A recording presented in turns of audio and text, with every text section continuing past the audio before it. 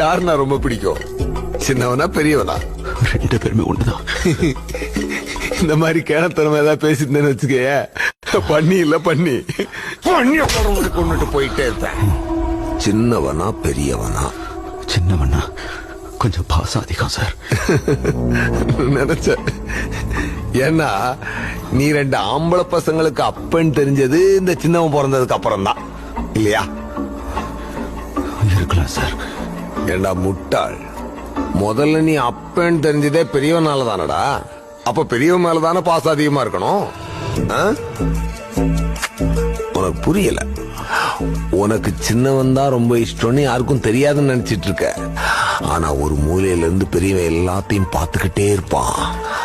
பார்த்து பார்த்து உள்ள வெறிய ஏத்துவான். யாரு மேல? என் மேல. மயிருவோம் மேல.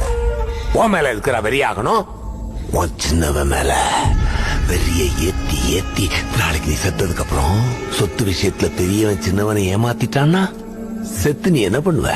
நீ கொடுத்த சொத்தையும் சின்னவங்கிட்ட ஆட்டைய போட்ட சொத்தையும் வச்சு பெரியவன் டபுள் ட்ரிபிள்னு சம்பாதிச்சு கவுன்சிலர்னு எம்எல்ஏன்னு